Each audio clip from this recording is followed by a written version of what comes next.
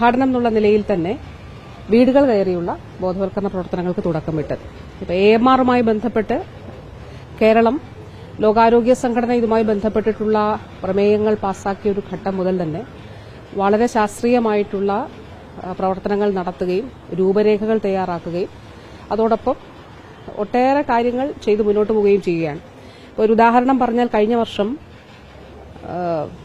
സംസ്ഥാനത്ത് മെഡിക്കൽ സ്റ്റോറുകൾ വഴി പ്രിസ്ക്രിപ്ഷൻ ഇല്ലാതെ ആന്റിബയോട്ടിക്കുകൾ കൊടുക്കരുത് എന്നുള്ളൊരു കർശന നിലപാട്, വാസ്തവത്തിൽ അത് കൊടുക്കാൻ പാടില്ല, എന്നാൽ അതിലൊരു കർശന നിലപാടും പരിശോധനയും സംസ്ഥാന സർക്കാർ കഴിഞ്ഞ വർഷം ആരംഭിച്ചു.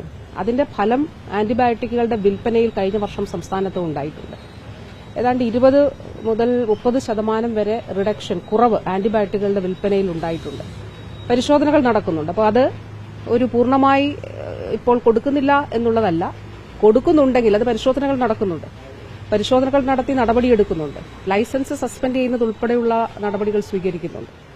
അപ്പോൾ അതിൽ ബോധവൽക്കരണ പ്രവർത്തനവും വളരെ പ്രധാനപ്പെട്ടതാണ്. ഇനി പൊതുസമൂഹത്തിന് ഇത്തരത്തിൽ ആന്റിബയോട്ടിക്കുകൾ ആരെങ്കിലും ഏതെങ്കിലും മെഡിക്കൽ സ്റ്റോർ പ്രിസ്ക്രിപ്ഷൻ ഇല്ലാതെ നൽകുന്നുണ്ടെങ്കിൽ അത് അറിയിക്കുന്നതിന് വേണ്ടിയിട്ടുള്ള ടോൾ ഫ്രീ നമ്പർ ഉൾപ്പെടെയുള്ളവ ഡ്രഗ്സ് കൺട്രോളർ ലഭ്യമാക്കിയിട്ടുണ്ട്.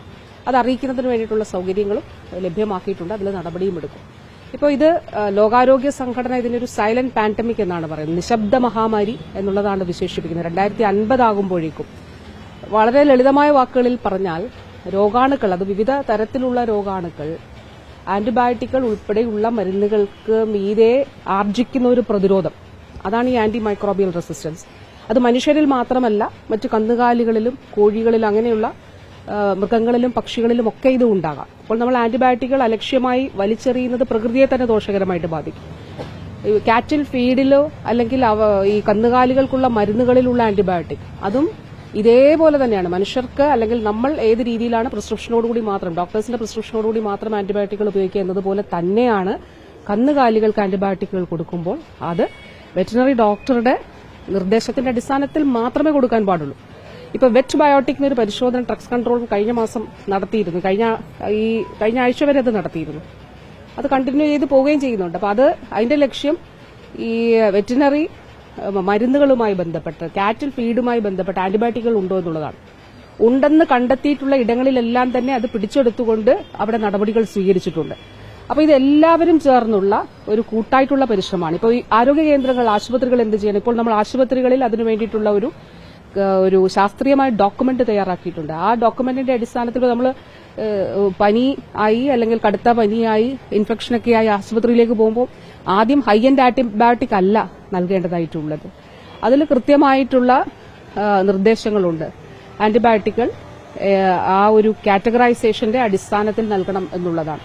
അപ്പോൾ തീർച്ചയായിട്ടും ഇതൊരു വലിയ ആവശ്യമാണ്, മാനവരാശിയുടെ ഒരു അനിവാര്യമായിട്ടുള്ളൊരു കാര്യമാണ്. പറയുമ്പോൾ വളരെ നിസ്സാരമായിട്ട് തോന്നുമെങ്കിലും ഇനി പോകുന്ന വർഷങ്ങളിൽ ലോക മനുഷ്യ സമൂഹത്തെ ബാധിക്കുന്ന ഏറ്റവും പ്രധാനപ്പെട്ട ഒരു കാര്യമായി തന്നെ ഇത് കാണേണ്ടതാണ്. അതിൽ കേരളം ഇപ്പോൾ നമ്മൾ ആന്റിബയോട്ടിക് സ്മാർട്ട് ഹോസ്പിറ്റൽ എന്നൊരു ആശയം കൊണ്ടുവന്നിട്ടുണ്ട്. അത് പ്രിസ്ക്രിപ്ഷൻ ഓഡിറ്റ് ഉൾപ്പെടെ നടത്തിയിട്ടാണ് ഇത് ചെയ്യുന്നത്.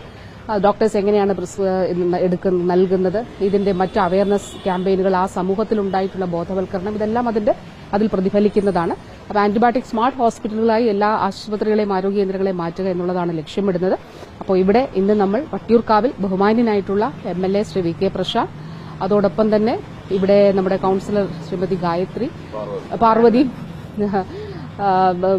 പ്രിയപ്പെട്ട SMD ഡോക്ടർ വിനയ് ഗോയൽ, അതുപോലെ ADHS doctor Nandakumar, doctor Aravind, അദ്ദേഹം AMRന്റെ സ്റ്റേറ്റിന്റെ ചുമതല വഹിക്കുന്ന ഒരു ഡോക്ടർ വ്യക്തി കൂടിയാണ്.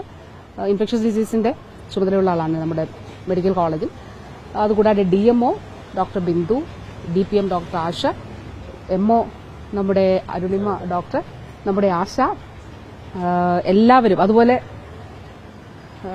ഹരിതകർമ്മ സേനാംഗങ്ങൾ എല്ലാവരും തന്നെ ഇതിന്റെ ഭാഗമായിട്ട് ഉണ്ട്.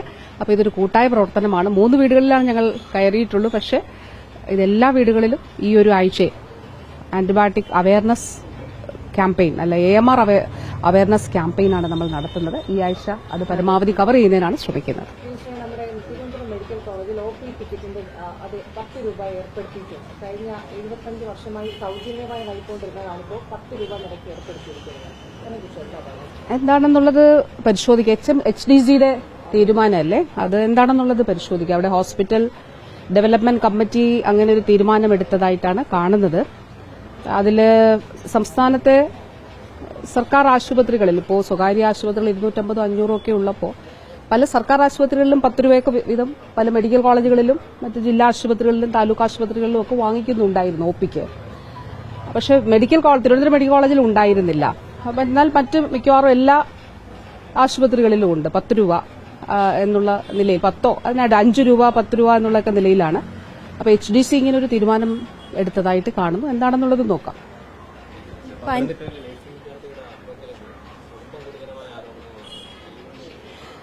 വളരെ വിഷമമുണ്ടാക്കുന്ന ഒരു സംഭവമാണ്. സിപാസിന് കീഴിലുള്ള നഴ്സിംഗ് കോളേജിൽ പത്തനംതിട്ടയിൽ ചുട്ടിപ്പാറയിൽ അവിടെയാണ് ഈ നിർഭാഗ്യകരമായിട്ടുള്ള സംഭവം ഉണ്ടായത്. അതുകൊണ്ട് തന്നെ അത് ആരോഗ്യ സർവകലാശാല ഇക്കാര്യം അന്വേഷിക്കണമെന്നുള്ളത് ഞാൻ ആവശ്യപ്പെട്ടിരുന്നു. സർവകലാശാല അതൊരു ടീം രൂപീകരിച്ച് അതിന്റെ അന്വേഷണം നടത്തുന്നുണ്ട്. അതുകൂടാതെ വനിതാ ശിശുവികസന വകുപ്പിന്റെ ഡയറക്ടറോട് ഇക്കാര്യത്തിൽ അന്വേഷണം നടത്താൻ പറഞ്ഞിരുന്നു. അവിടെ അഡീഷണൽ ഡയറക്ടർ അവിടെ എത്തിയിട്ടുണ്ട്, ഇന്നലെ തന്നെ അവിടെയുണ്ട്, വിവരം ശേഖരിക്കുന്നുണ്ട്. DHSനോട് ഇത് സംബന്ധിച്ചിട്ടുള്ള കാര്യങ്ങൾ,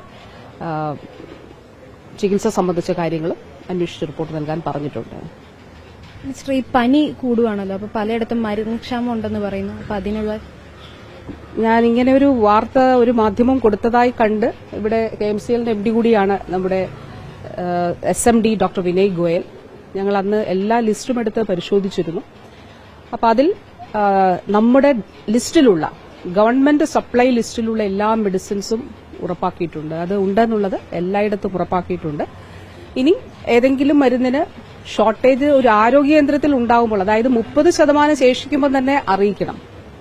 തീർന്നു കഴിഞ്ഞിട്ട് അല്ല അറിയിക്കേണ്ടത്. 30% മൊത്തം നമ്മൾ 100 വയൽസ് വാങ്ങിച്ചെങ്കിൽ 70-60 വയൽസ് ഉപയോഗിക്കുമ്പോൾ തന്നെ ബാക്കി 40-30 ശേഷിക്കുമ്പോൾ തന്നെ അറിയിച്ചിരിക്കണം.